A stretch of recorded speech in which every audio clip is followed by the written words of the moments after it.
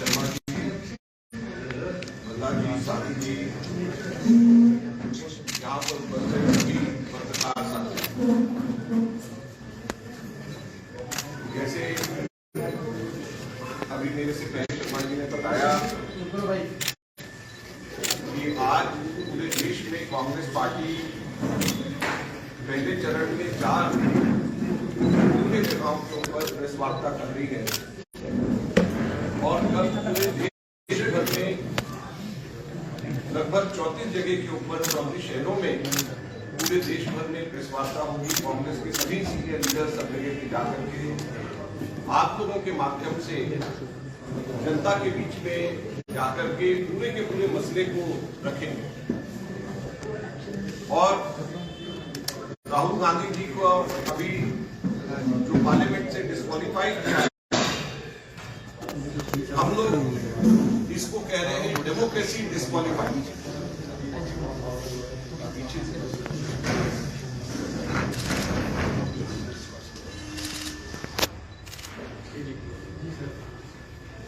तो जो प्रेस वार्ता है पूरे देश भर में, इसको हम लोग कह रहे हैं डेमोक्रेसी डिस्क्वालीफाइड। और क्यों हम कह रहे हैं डेमोक्रेसी डिस्क्वालीफाइड, इसको हम विस्तार से समझाने यहां पर आए हैं। और सबसे पहले मैं ये कहना चाहूंगा कि राहुल गांधी जी तो बहाना है, असल में मोडानी को बचाना है। मैं फिर से रिपीट कर रहा हूं, राहुल गांधी जी तो बहाना है, असल में मोडानी को बचाना है। मोडानी मतलब मोदी जी और अडानी दोनों मिल गए हैं और दोनों के दोनों मोडानी बन गए हैं। और अगर आप पूरे की पूरी डेट्स को, जो मैं अभी टाइमलाइन बता रहा हूं, उसको अगर आप समझें तो आपको एकदम से समझ में आएगा कि कैसे राहुल गांधी जी बहाना है और असल में मोडानी को बचाना है। सबसे पहले जिसको बेसिस बना करके राहुल जी को डिस्क्वालीफाई किया गया, वो स्पीच 2019 में 13 अप्रैल को कर्नाटक के अंदर दिया गया और उसकी कंप्लेंट फाइल करी गई सूरत गुजरात के अंदर, कर्नाटक में नहीं, सूरत गुजरात में फाइल करी गई। और 7 मार्च 2022 को जो कंप्लेनेंट खुद है, जो बीजेपी का एमएलए है, वो हाई कोर्ट में जाता है और स्टे ले आता है। वो कहता है कि अभी स्टे कर दीजिए, इसके ऊपर कार्रवाई नहीं होनी चाहिए। हाई कोर्ट स्टे दे देती है। ये स्टे लिया जाता है 7 मार्च 2022 को, 1 साल पहले। अभी चल रहा है आपका मार्च 2023, तो 7 मार्च 2022 को स्टे लिया जाता है। राहुल जी 7 फरवरी 2023 को, 7 फरवरी पिछले महीने,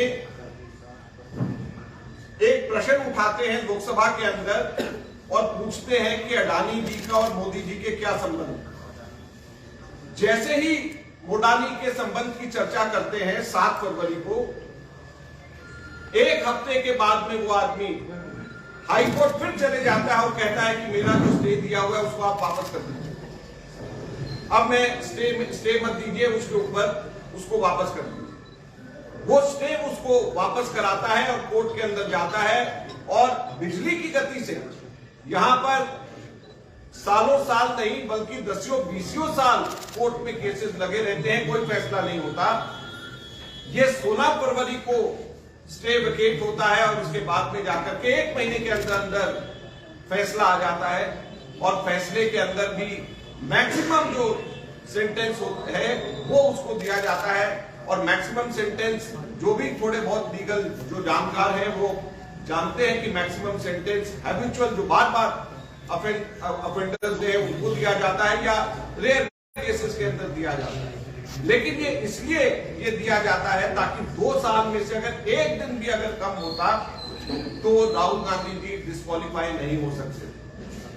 अब सबसे बड़ा प्रश्न ये उठता है कि राहुल गांधी जी ने 7 फरवरी को जब मोडानी के खिलाफ में बोला, उसके बाद में उनको कभी भी लोकसभा में बोलने नहीं दिया। जब भी वो बोलने के लिए खड़े होते तो बीजेपी वाले नारेबाजी करते। जब भी वो बोलने के लिए स्पीकर को एक बार नहीं 2 बार नहीं 3 बार स्पीकर को रिक्वेस्ट किया, राइटिंग में रिक्वेस्ट किया, लेकिन स्पीकर ने उनको लोकसभा में बोलने का मौका नहीं दिया।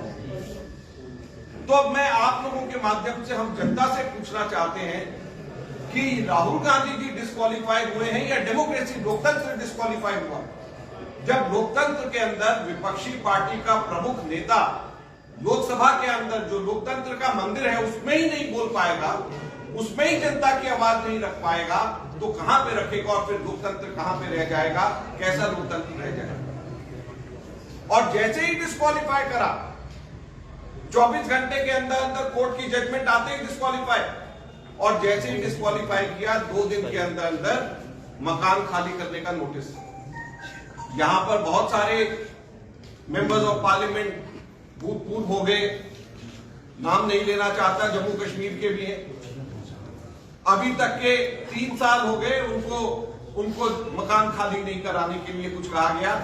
राहुल गांधी जी को 24 घंटे के अंदर डिस्क्वालीफाई कर दिया गया और 2 दिन 48 घंटे के अंदर मकान खाली करने के लिए कह दिया गया। तो ये लोकतंत्र डिस्क्वालीफाई नहीं हो रहा है तो क्या हो रहा है? आज हम आप लोगों के माध्यम से पूछना चाहते हैं। कांग्रेस पार्टी का बड़ा स्पष्ट कहना है कि ये हमारी लड़ाई राहुल गांधी जी की लड़ाई नहीं है। मैं बड़ा स्पष्ट मैं कहना चाहता हूं, कांग्रेस वर्किंग कमेटी का मेंबर होने के नाते मैं स्पष्ट कहना चाहता हूं, ये कोई राहुल गांधी जी की लड़ाई हम नहीं लड़ रहे हैं, हम लोकतंत्र की लड़ाई लड़ रहे हैं। हम पार्लियामेंट से जेपीसी को स्थापित करने की लड़ाई लड़ रहे हैं। हम लोकतंत्र की लड़ाई लड़ रहे हैं, पार्लियामेंट से जेपीसी स्थापित करने की लड़ाई लड़ रहे हैं। हम हमारे देश के 30 करोड़ एलआईसी के जो निवेशक हैं, जिनका 44,000 करोड़ रुपए अडानी कंपनी में इन्वेस्ट करने की वजह से नुकसान हो गया, हम उनकी लड़ाई लड़ रहे हैं। हम उन निवेशकों की लड़ाई लड़ रहे हैं जिनके 10.5 लाख करोड़ रुपया स्टॉक एक्सचेंज के अंदर, जिन्होंने अडानी के स्टॉक में जिन्होंने लगाया था, और 2 हफ्ते के अंदर अंदर 10.5 लाख करोड़ रुपए का नुकसान जिनको हुआ। हम उन छोटे निवेशकों की लड़ाई लड़ रहे हैं। हम उन डिपॉजिटर्स की लड़ाई लड़ रहे हैं जो सरकारी कर्मचारियों का ईपीएफओ के अंदर, एम्प्लॉयज प्रोविडेंट फंड ऑर्गेनाइजेशन के अंदर पैसा जमा है और ईपीएफओ ने निफ्टी 50 में अडानी को डालने की वजह से उसके अंदर एंटरप्राइजेस उसके अंदर इन्वेस्ट किया हुआ है। हम ईपीएफओ वालों की लड़ाई लड़ रहे हैं, प्रोविडेंट फंड के, जहां पे पेंशन फंड के पैसे जमा होते हैं, उनकी हम लड़ाई लड़ रहे हैं। तो बड़ी स्पष्ट बात है कि हम लड़ाई राहुल गांधी जी की नहीं, हम लोकतंत्र की लड़ाई लड़ रहे हैं। हम जेपीसी स्थापित करने की लड़ाई लड़ रहे हैं। हम भ्रष्टाचार दूर करने की लड़ाई लड़ रहे हैं। हम अडानी के एंटरप्राइजेस को किस तरीके से सरकार ने मदद करी, मोनोपोलीज किस तरीके से स्थापित करी, हम उसकी लड़ाई लड़ रहे हैं। एलआईसी के 30 करोड़ निवेशक, पॉलिसी धारक, हम उनकी लड़ाई लड़ रहे हैं।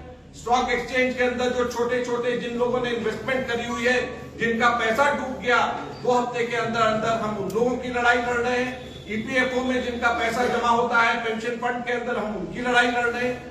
तो हम इन सभी लोगों की लड़ाई लड़ रहे हैं। हम भ्रष्टाचार के खिलाफ लड़ाई लड़ रहे हैं, बेरोजगार के खिलाफ लड़ाई लड़ रहे हैं। ये हम कहना चाहते हैं। एक चीज और मैं अंत में कह करके आप लोगों के सवालों का जवाब दूंगा कि जब 2 बार 1992 में नरसिम्हा राव जी के समय, 2001 में अटल बिहारी वाजपेयी जी के समय जेपीसी बन सकती थी, तो अब क्यों डर रहे हैं मोदी जी? मेजॉरिटी इनकी है तो अब जेपीसी क्यों नहीं बनाने देना चाहते? हमारी मांग ये है, कांग्रेस की सभी विपक्षी पार्टियों की मांग ये है कि जेपीसी आप फॉर्म करें, उसकी जांच होनी चाहिए, निष्पक्ष जांच होनी चाहिए, चुने हुए प्रतिनिधि जांच करें। अब जब मेजॉरिटी इनकी है, जेपीसी में मेजॉरिटी मेंबर्स इनके होंगे, तो फिर किस बात के जांच की वजह से क्यों ये डर रहे हैं? और जांच करने के लिए इसलिए जरूरी है कि फाइनेंशियल टाइम्स ने अभी पीछे रिपोर्ट किया है कि 23,000 करोड़ रुपया शेल कंपनीज के माध्यम से अडानी की कंपनियों में लगा हुआ है, जो कि बाहर से पैसा आया हुआ है। तो हम लोग ये जानना चाहते हैं, पूछना चाहते हैं कि वो पैसा 23,000 करोड़ रुपया किसका है? और खासतौर पर ये इसलिए जरूरी हो जाता है कि जब अडानी की कंपनियां डिफेंस प्रोडक्शन के अंदर, स्ट्रेटेजिक प्रोडक्शन के अंदर जब शामिल हैं, तो बाहर का पैसा, शेल कंपनीज का पैसा हमारे देश की आंतरिक सुरक्षा के लिए जरूरी है कि वो पता होना चाहिए कि वो पैसा कौन लगा रहा है। कहीं ऐसा तो नहीं कि पाकिस्तान दूसरे तरफ से, चाइना दूसरी तरफ से उन शेल कंपनीज के अंदर पैसा इन्वेस्ट कर रही है और वो पैसा हमारी स्ट्रेटेजिक, हमारे डिफेंस इंडस्ट्रीज के अंदर कंट्रोल उनका इनडायरेक्ट करने की कोशिश हो रही है। क्या ये ऐसा तो नहीं है? तो इसलिए इन सब चीजों के लिए ये जरूरी है कि ये शेल कंपनीज कहां से पैसा, कैसा पैसा उसका इस्तेमाल हो रहा है, उस चीज के लिए पूरी जांच निष्पक्ष होनी चाहिए और जेपीसी से बेहतर कोई भी तरीका, कोई भी और रास्ता नहीं है जिसमें ये हो सकता है। तो मैं आप सब लोगों का फिर से स्वागत और धन्यवाद करते हुए आप लोगों से अनुरोध करूंगा, आप लोगों से अनुरोध करूंगा, हमारे शर्मा जी अब आगे कंडक्ट करेंगे किससे बोलना है और आपको आप खड़ा करिए, अजय जी, राहुल गांधी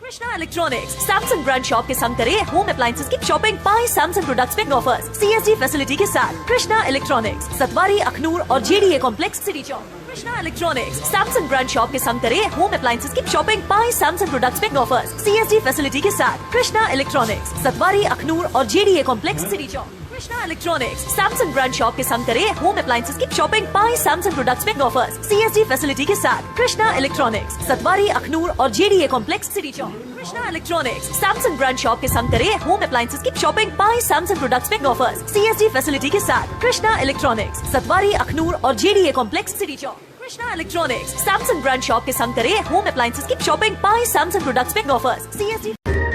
कभी बेड सोने के अलावा खेल का मैदान होता है, खाने की मेज पर खाने के अलावा अपनों का साथ होता है, जहां सोफे पर पूरा परिवार एक साथ दिखता है, आईने के सामने श्रृंगार के साथ कभी कभी प्यार होता है। इसीलिए तो हम कहते हैं कि एक मकान घर तब बनता है जब वो KS फर्नीचर से सजता है।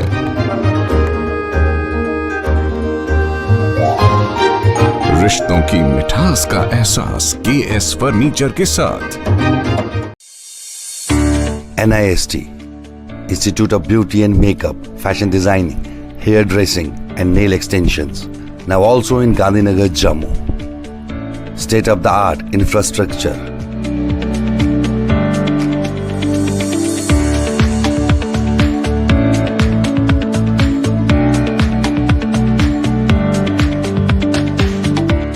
Real-time practical and skill-based education and highly qualified trainers. NIST offers various courses in fashion designing, beauty and makeup, specially designed courses for hair cutting and hair designing.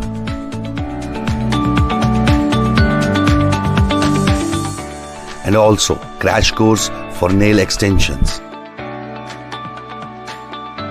NIST encourages women's education, and our creative courses not only develop a woman's mindset and personality but also help her to attain positive thoughts.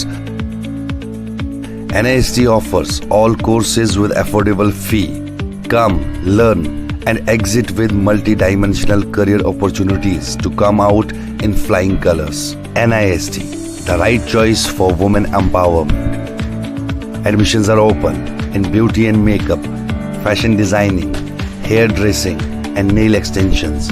NIST, 40 AD, first floor near Greenfield School, Gandhinagar, Jammu and Sidco Chowk, Axis Bank Building, Bari Brahman.